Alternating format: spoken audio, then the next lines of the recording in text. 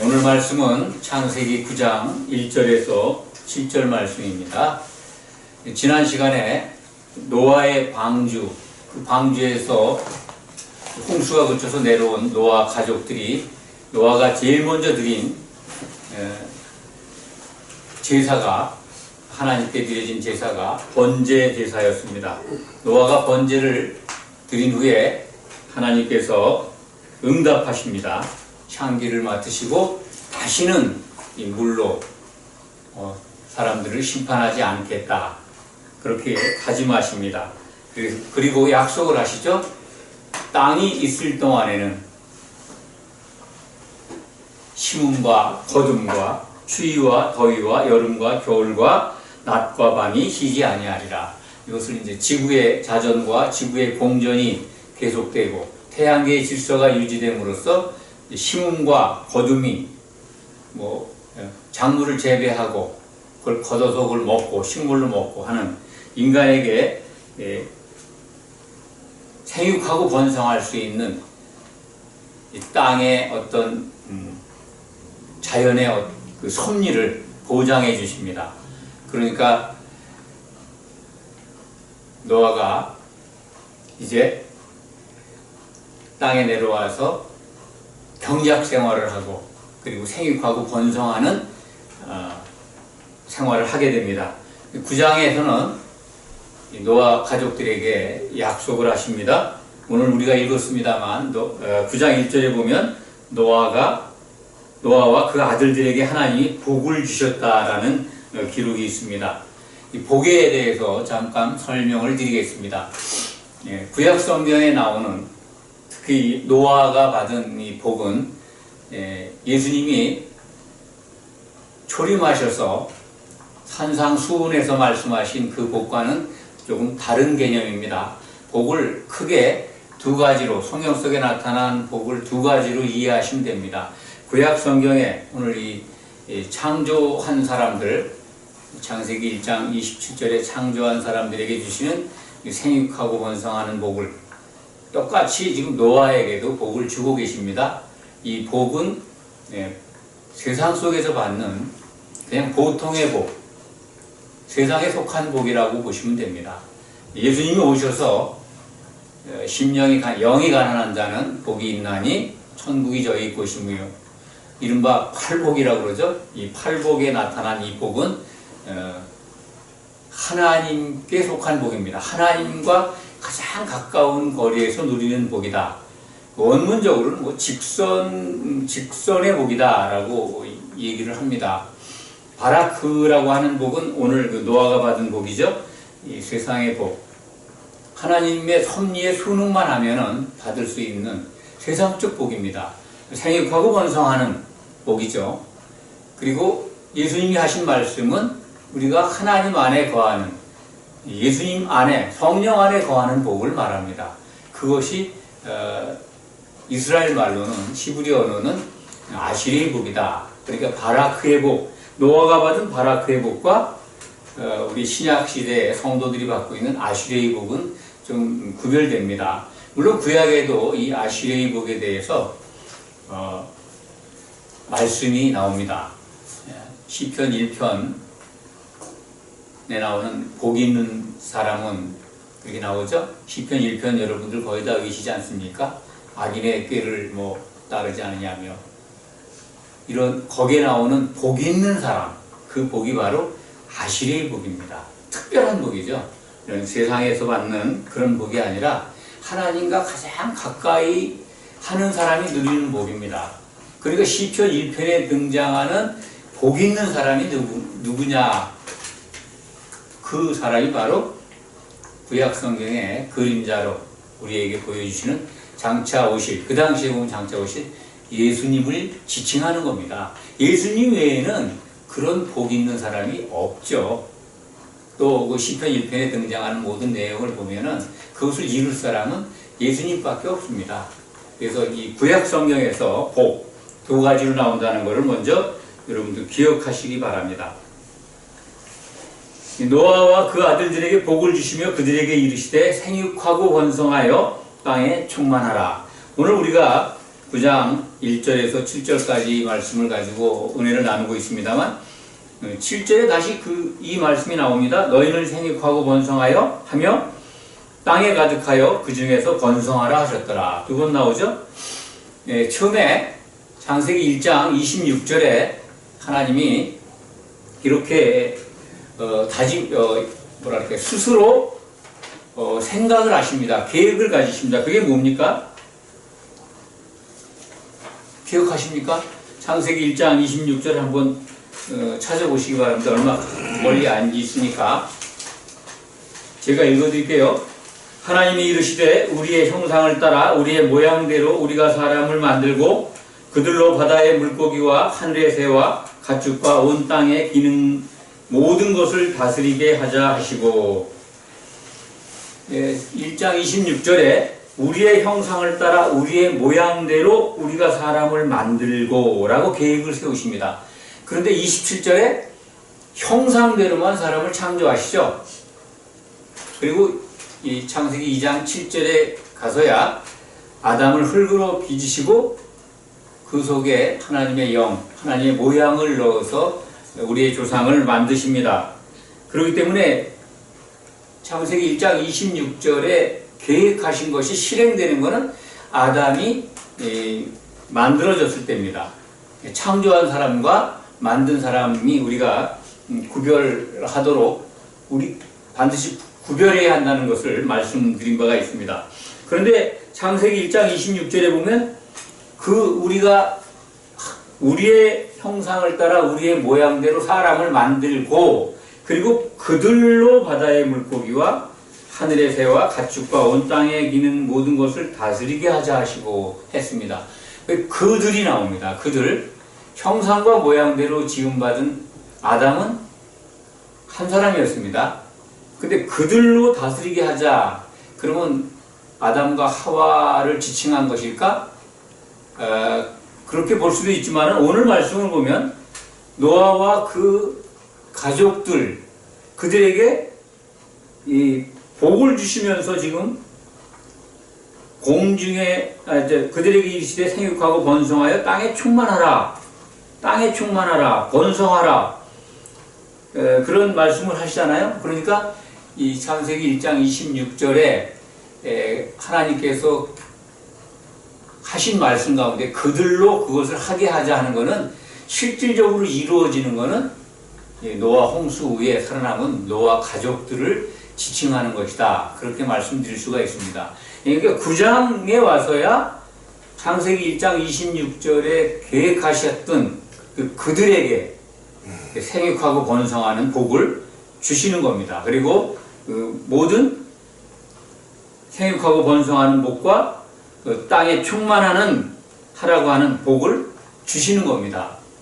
이해하시겠죠? 그들이라는 복수에 대해서 설명을 하기 위해서 지금 말씀하는 겁니다. 그러니까 그들이 누구냐? 창세기 1장 26절에 등장하는 사람을 만들고 했지 않습니까?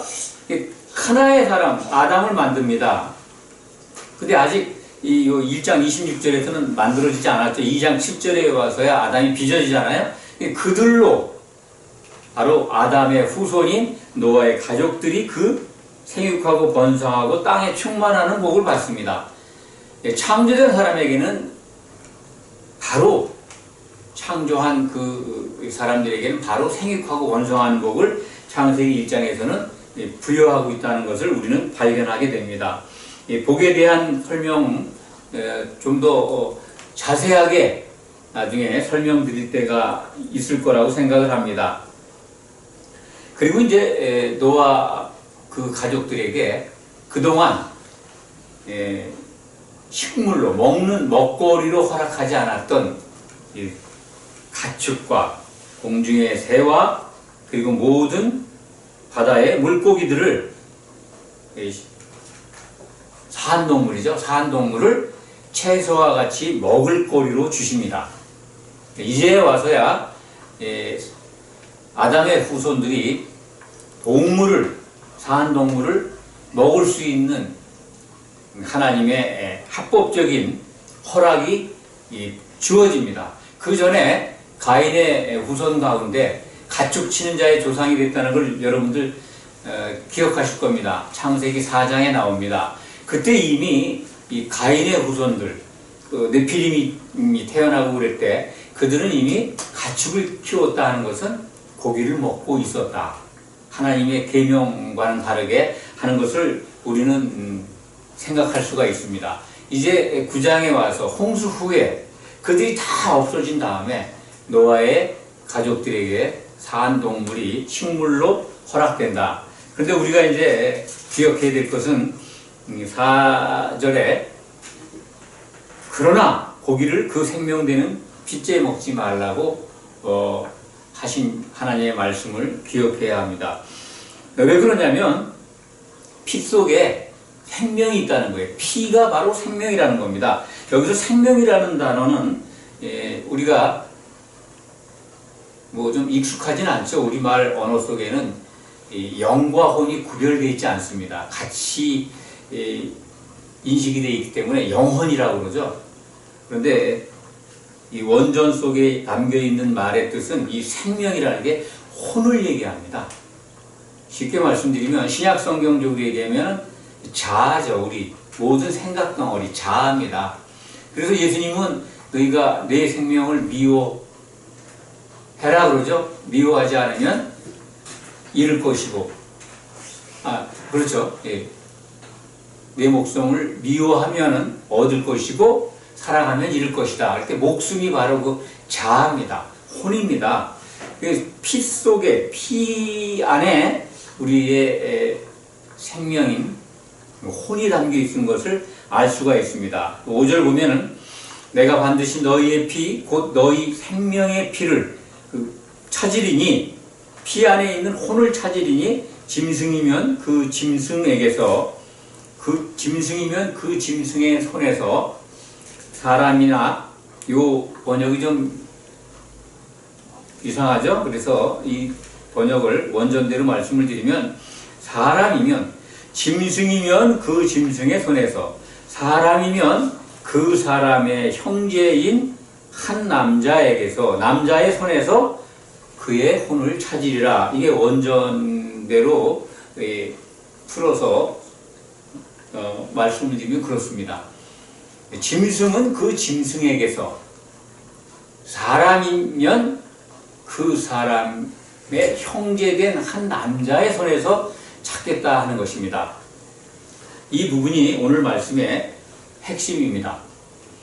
피에 대한 말씀, 이제 피가 혼이라고 그랬는데 사람이 짐승과 다른 게 뭡니까? 피 안에 뭐가 있습니까? 혼이 있고 짐승도 혼이 있습니다. 피가 있기 때문에 피 속에 혼이 있습니다.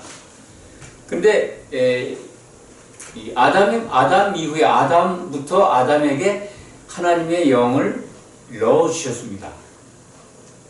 근데 이제 타락한 후에 아담의 후손들 안에 영은 받았지만은 그 기능이 죽어 있습니다. 죽어 있죠? 그래도 그 거듭나는 것은 그 영이 살아나는 것이라고 여러 차례 말씀을 드렸습니다. 우리의 영이 살아나는 것, 그것을 생각하시면서 짐승은 그럼 뭐냐? 여기서 나오는 짐승이면 그 짐승에게서 하나님께서 그 짐승의 생명, 그 혼을 그 짐승의 손에서 찾는다고 하셨는데 짐승을 먼저 생각하지 말고 사람과 짐승을 한번 생각해 보시기 바랍니다. 이 성경에서 말씀하는 짐승이 과연 어떤 존재일까? 그것은 혼만 있는 존재가 짐승입니다. 성경 속에서 얘기하는 혼만 있는 게 짐승이잖아요. 그럼 사람 가운데 영이 안 살아났으면 뭘까요? 성경적으로 얘기하면 오늘 말씀 창세기 9장 5절을 적용한다면 영이 살아나지 않으면 짐승과 똑같은 겁니다. 그런 생각이 안 드십니까?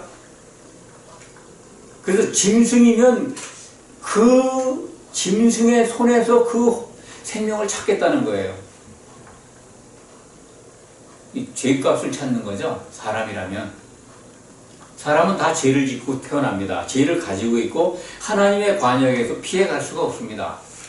그래서 참으로 거룩한 피, 죄가 없는 피에 의해서 대속을 받지 않으면 살아날 길이 없습니다. 그러니까 오늘 짐승이라고 하는 것은 영이 살아나지 않은 짐승과 같이 혼만 가지고 있는 거죠. 그걸 짐승이라고 생각하시면 됩니다. 그런데 사람이 된다면 그 사람의 형제인 한 남자의 손에서 찾겠다는 거예요. 얼마나 놀라운 복음입니까? 여기에 지금 예수 그리스도의 십자가의 보혈의 대속의 은혜가 들어가 있지 않습니까? 그리스도가 보이지 않습니까? 우리의 형제된, 우리의 하나님 편에서 보면은 하나님의 맏아들 대신 십자가에서 죽고 부활하신 하나님의 그 아들, 맏아들, 그분이 우리를 형제라고 부르시지 않습니까? 그럼 우리는 그 사람의 형제인 한 남자, 바로 그 맏아들 대신 예수님의 손에서 우리의 생명을 찾겠다. 그러신 하나님의 말씀을 우리가 여기서 발견할 수가 있는 겁니다. 그럼 무엇이 중요할까요? 우리는 거듭나야 되고, 그리고 그분, 우리의 생명을 하나님께서 찾겠다고 한 우리의 형제된 그분의 형제가 되면 되겠죠. 가장 중요한 게 뭡니까? 예수 그리스도의 형제가 되는 것이 우리가 사람이 되는 거 아니겠습니까? 그러면 사람이면 그 사람의 형제된 한 남자에게서 그 사람의 생명을 찾는다고 했으니까, 우리가 죄를 졌다 하더라도 내 생명, 내 피, 내 혼은 이 죄악으로 죽을 수밖에 없는 생명은 예수님으로부터 찾겠다는 거예요. 그러니까 예수님이 대신 죽었지 않습니까? 이 말씀을 이루기 위해서 사람으로 오셔서 죽으신 겁니다. 이 예수님의 피가 창세기에도 여러 군데 등장하죠. 먼저 그리스도의 모형, 또 오십자의 모형이라는 아담이 잠들었을 때 갈비를 취해서 하와를 만들지 않습니까? 이게 굉장히 놀라운 사건입니다. 여자를 그냥 흙으로 빚으시지 않았어요. 아담을 잠들게 하고 피를 흘리게 해서 갈비를 빼내서 여자를 짓습니다. 이것이 상징하는 것이 바로 그리스도와 교회 관계라고 신약 성경은 증거합니다. 에베소서 5장 31절에 보면은 32절까지 기록이 되어 있죠. 그 아담과 아내의 이야기, 하와의 이야기인데 그리스도와 교회의 관계라고 설명하고 있습니다. 그것을 하나님의 아주 놀라운 큰 비밀이다 하는 것을 여러분들에게 여러 번 말씀을 드렸습니다. 아담이 피를 흘려야 그 아내를 얻을 수 있습니다. 마찬가지로 예수님이 십자가에서 피를 흘림으로써 그의 짝이 되는 그의 몸 교회를 사셨다고 사도행전 20장에 기록이 되어 있죠. 피로 사신 교회입니다. 그 교회가 바로 아내라는 겁니다. 아담의 아내. 그렇게 예수님이 피를 흘려서 구속의 은혜를 베푸실 것을 창세기 노아의 방주에서도 보여주고 있습니다. 노아의 방주를 그 역청으로 안팎으로 칠한다고 했죠. 역청이라는 것이 속량, 속죄물 그런 뜻이 담겨 있습니다. 언어적으로. 그러니까 속량물이 되신 예수님의 피로 방주를 안팎으로 바른 겁니다. 피로 사신 거죠. 그 안에 들어가 있었던 보호받았던 노아의 가족 8사람이 방주에서 구원을 받지 않습니까? 그것이 바로 구원의 표다, 혼의 구원의 표다, 아주 성령 세례의 표다라고 하는 말씀을 지난 시간에도 말씀을 드린 바가 있습니다.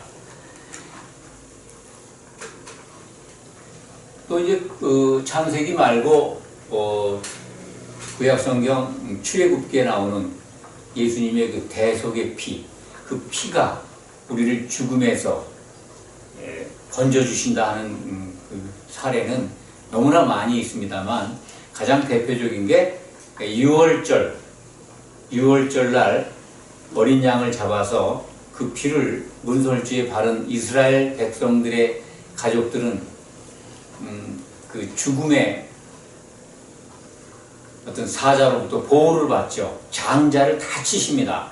애굽의 모든 장자를 치실 때 이스라엘 백성들 그들은 양을 잡아가지고 그 피를 문설주에 발라서 죽음으로부터 모면을 받게 되고 구원을 받게 됩니다. 그리고 나서 그들은 출애굽하게 되죠.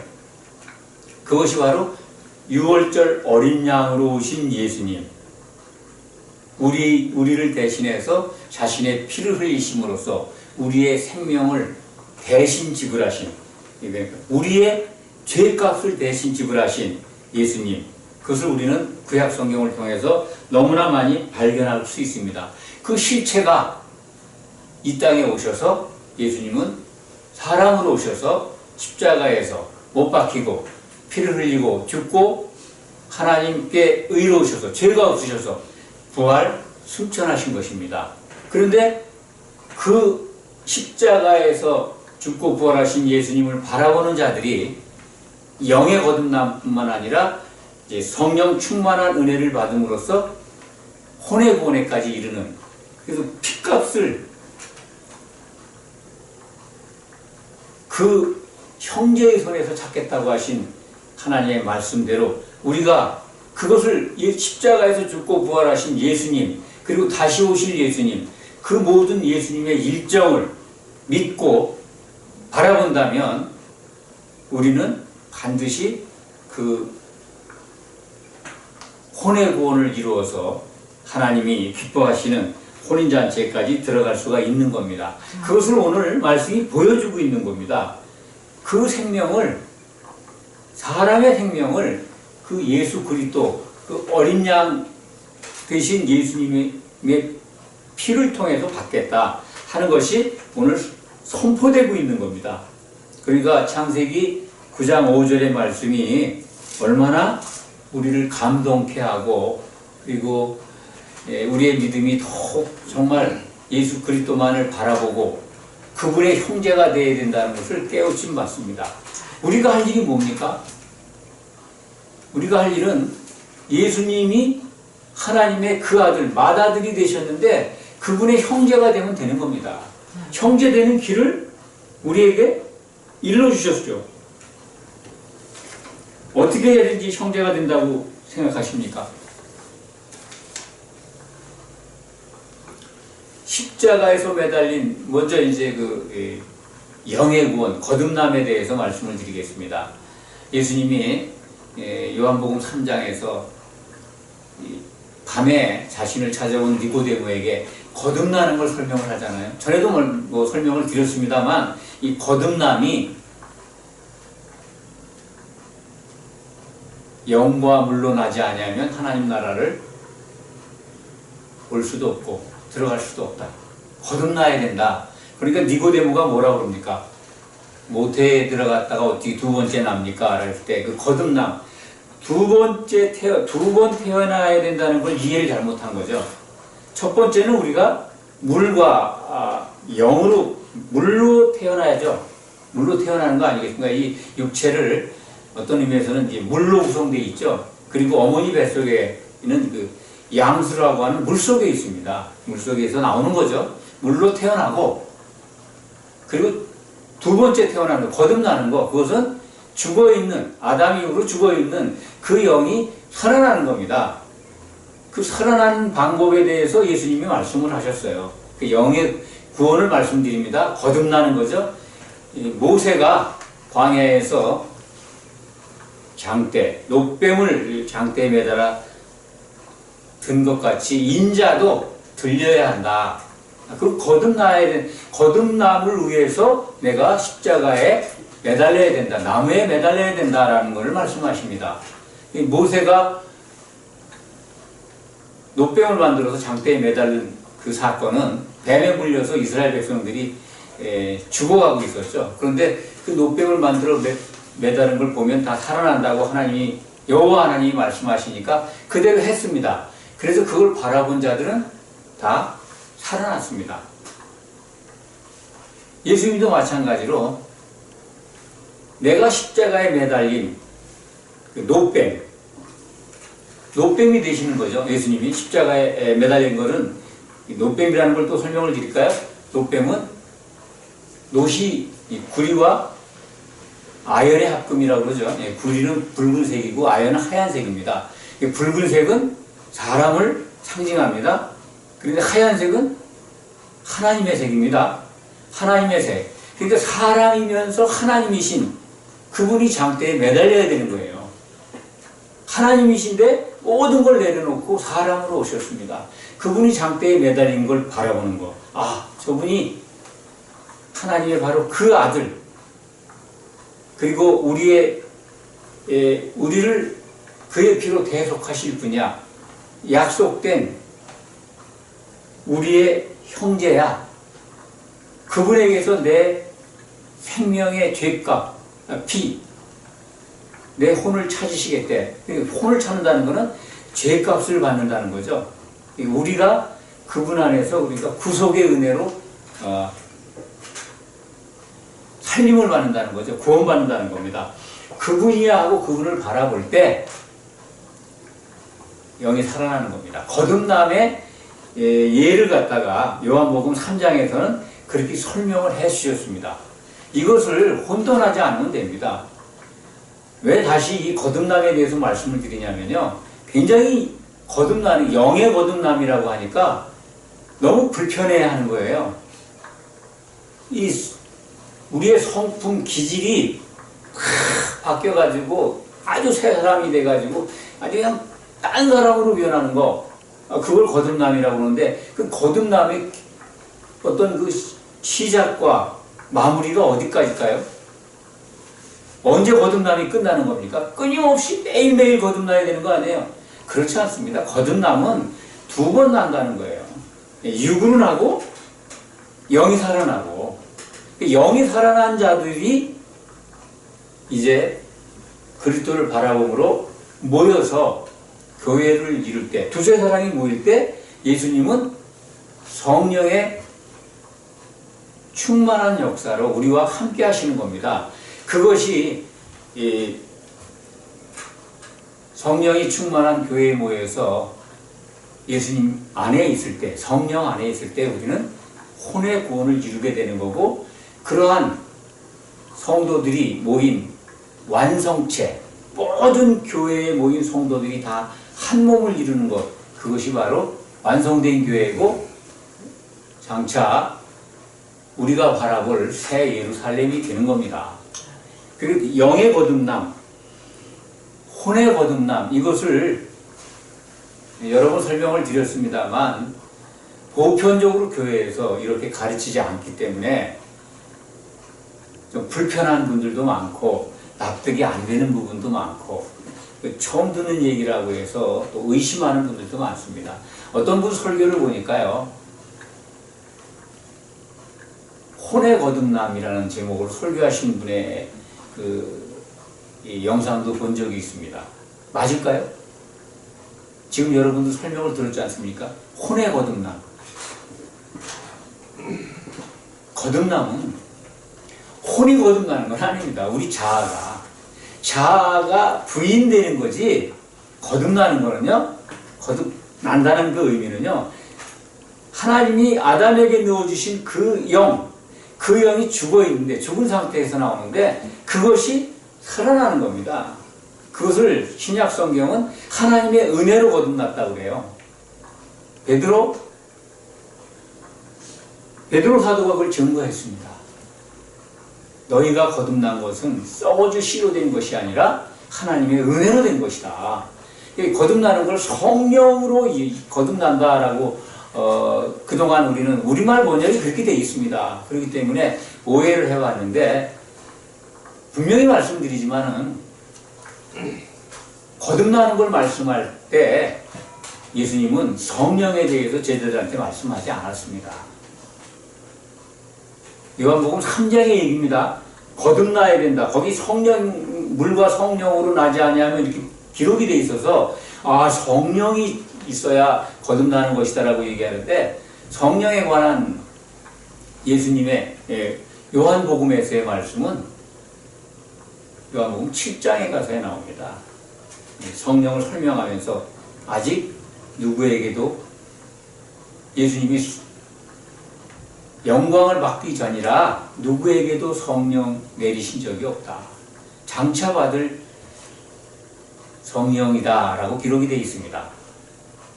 그렇기 때문에 하나님의 은혜로 거듭나는 겁니다. 거듭나는 건. 오해하지 마시기 바랍니다. 그리고 그 거듭난 자들이 이제 교회에 모여 이 두세 사람이 모인 곳에 예수님이 함께 하신다고 그랬잖아요.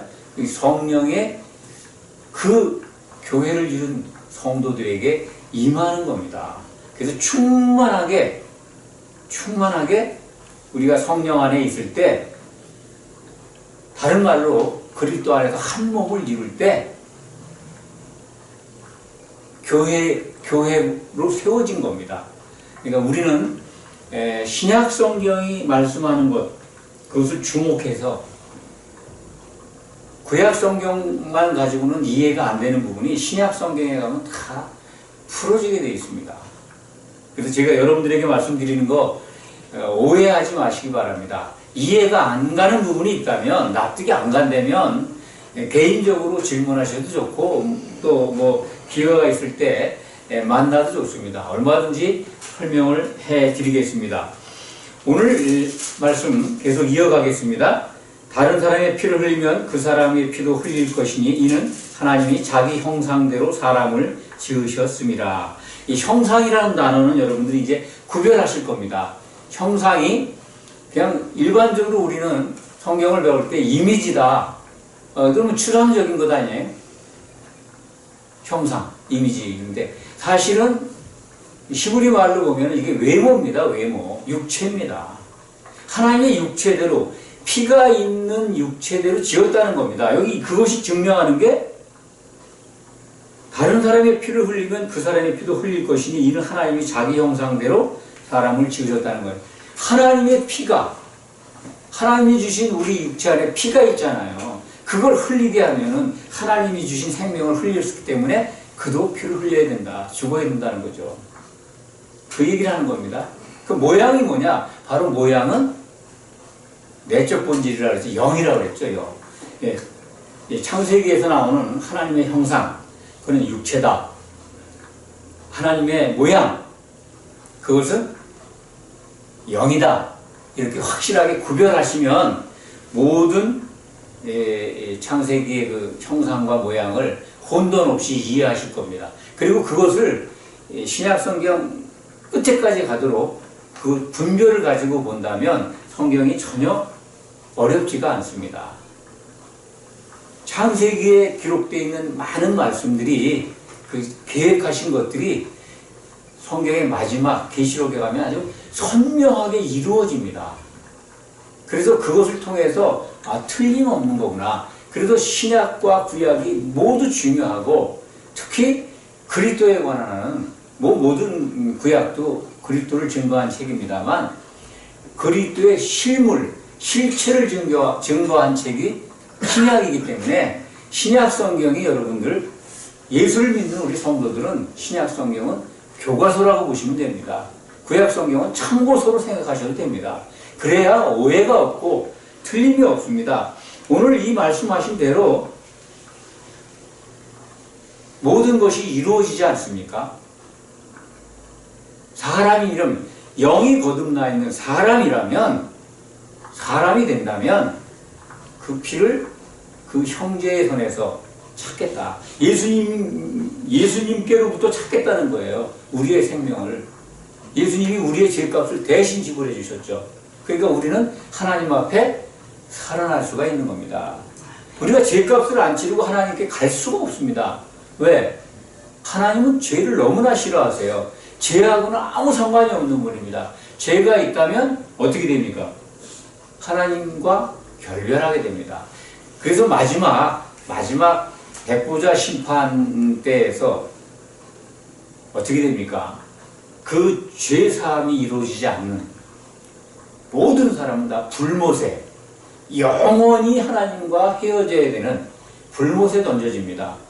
그때 가면은 새 하늘과 새 땅이 나타나고 그 그 새 땅이 바로 새 예루살렘이 있는 곳입니다. 새 하늘은 아마도 하나님의 하늘, 셋째 하늘이 내려오는 것 같습니다. 그러면 새 땅, 새 예루살렘과 불못밖에 없습니다. 오전에 우리가 계시록 21장 1절에서 2절 가지고 은혜를 나눴습니다만 21장 1절에 보면 거긴 처음 하늘과 처음 땅이 간 데가 없죠. 사라졌고 바다도 더 이상 있지 않더라 그런 대목이 나와요. 바다가 뭘까요? 바다. 계시록에서는 유리 섞인 불바다라고도 하고 또 지옥이라고도 합니다. 예수님은 형제에게 나가라 미련한 놈이다. 또 형제를 비판하는 사람들은 다 지옥불에 던져진다고 말씀하고 있습니다. 마태복음 5장의 기록, 5장 21절인가요? 그 이하에 보면은 형제를 비판하거나 형제를 미련한 놈이라고 불러도 지옥불에 들어간다는 거예요. 형제가 그만큼 중요한 거예요. 예수님의 피로 대속을 한 맏아들 대신 예수님의 그 형제로 하나님의 아들들이 된 자들이 그 형제를 비난하고 저주하고 심지어 미련한 놈이라고만 해도 지옥불에 들어간다고 기록이 되어 있습니다. 형제관계가 그만큼 중요한 겁니다. 맏아들에 대해서 설명을 드리고 마칠까 합니다. 늘 말씀드리지만은 신약성경은 예수님을 맏아들로 표현하고 있습니다. 이 부분을 우리가 기독교가 개신교가 너무나 분명하게 강단에서 또 지도자들이 가르치지 못한 것 같습니다. 여러분들 분명히 그렇게 생각을 할 겁니다. 예수님은 독생자로 알고 있는데요? 라고 질문할 수 있을 겁니다. 맞습니다. 독생자, 외아들이었던 예수님이 사람으로 오셔서 죽고 부활하심으로써 처음 나시니, 신약성경에 처음 나시니, 맏아들 같은 단어인데 그렇게 따로 씁니다. 우리말 성경은 그렇습니다만 맏아들이 되셨습니다. 장자가 되신 거예요. 큰아들이 되신 거예요. 그래야 하나님의 아들들로 우리가 편입될 수 있는 겁니다. 계속 예수님이 독생자로만 있으면 우리가 어떻게 하나님의 아들이 됩니까? 상식적이지 않습니까? 독생자로 오셔서 죽고 부활하심으로 맏아들로 다시 태어난 겁니다. 그것을 시편 2편인가요? 기록이 되어 있습니다. 오늘 내가 너를 낳았도다. 그게 바로 오늘이 언제입니까? 예수님이 부활하신 날입니다. 그건 신약성경이 증거하고 있습니다. 그래서 그 맏아들 되신 예수님, 그분은 다시 오신다고 신약성경은 증거하고 있습니다. 맏아들에 대해서는 로마서 8장 29절이 증거하고 있고 히브리서 2장인가요? 히브리서 2장에 한번 찾아보시기 바랍니다. 히브리서 2장에 1장이네요. 1장 6절에 제가 읽어드리겠습니다. 그가 또 맏아들을 이끌어 세상에 다시 들어오게 하실 때 맏아들을 세상에 다시 들어오게 하신다는 것은 예수님의 재림을 얘기합니다. 여기서 맏아들이라고 나오지 않습니까? 그 맏아들, 오늘 내가 너를 낳았도다 하신 시편에 기록되어 있는 그 오늘은 바로 예수님이 부활하신 그날입니다. 맏아들이 되신 것이죠. 다시 오실 때는 동생들을 맞이해요. 곧 그리스도를 바라보고 혼의 구원을 이룬 자들, 성령의 기름에 반죽이 돼서 한 몸을 이룬 자들, 곧 혼인잔치에 들어갈 성도들이죠. 그들을 하나님의 아들들로, 승리한 자들을 하나님의 아들들로 받아들이신다고 했습니다. 그 약속을 이루실 겁니다. 그래서 맏아들입니다. 독생자로 지금까지 계시다면 너무나 이치에 많지가 않죠. 그러니까 그 형제, 그 형제 때문에 마다들 말씀을 드립니다. 우리의 형제된 예수님, 그분이 마다들이 되셔야 그분의 동생들로 우리 그분의 형제가 되는 겁니다. 그래서 우리의 피를 그 마다들 되신 예수님이 대속해 주셨습니다. 그래서 우리는 예수님 안에서 온전한 구원을 이루고 하나님의 아들들이 되는 겁니다. 그 길이 열린 겁니다. 이것이 복음입니다. 이 복음 그리고 이 약속을 믿기 때문에 우리는 예배로 나와서 하나님이 기뻐하시는 것을 바라보는 겁니다. 하나님이 기뻐하시는 게 뭡니까? 하나님의 선을 늘 말씀드립니다. 하나님의 선만 올바로 안다면 우리 신앙생활이 헷갈리지 않습니다. 쓸데없는 것에 빠지지 않습니다. 온통 크리스마스를 앞두고 얼마나 많은 행사 준비에 바쁩니까? 그것도 해야죠. 하지만 본질적인 걸 놓치지 않습니까? 하나님이 기뻐하시는 것, 하나님이 원하시는 선, 하나님이 좋아하시는 것, 그것이 뭡니까? 예수님의 아내로 교회가 잘 준비하는 겁니다. 그리스도의 신부로 단장하는 겁니다. 그 단장에는 뭐가 필요해요? 신부 준비에 뭐가 필요합니까? 성경은 다른 것 말씀하지 않습니다. 많은 것들이 있지만은 핵심은 성령의 기름을 준비하라는 겁니다.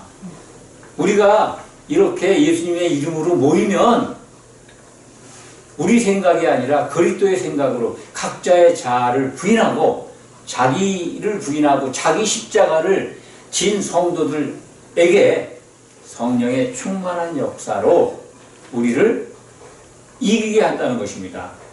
혼인잔치에 들어가는 성도로 세워주신다는 겁니다. 그것이 우리에게 이루어지기를 간절히 소망합니다. 기도하겠습니다. 아버지 하나님 감사합니다. 사람이 되면 그 형제의 손에서 그 사람의 생명을 찾으시겠다고 하신 아버지의 말씀에 너무나 감사드립니다. 그 은혜를 받고 누리고 그리고 감사드립니다. 아버지 하나님, 예수 그리스도께서 흘리신 대속의 피로 이제 우리는 하나님이 기뻐하시는 성도로서 하나님의 아들로서 승리해 갈 것을 확신합니다. 예수 그리스도의 이름으로 두세 사람이 모인 곳에 그 가운데 주님이 오신다고 하셨습니다. 성령 충만한 은혜가 우리들이 모인 교회에 가득하기를 원합니다. 아버지 하나님, 기름을 준비하는데 소홀함이 없도록 우리를 붙들어 주시옵소서. 예수 그리스도의 이름으로 간절히 기도하옵나이다. 아멘.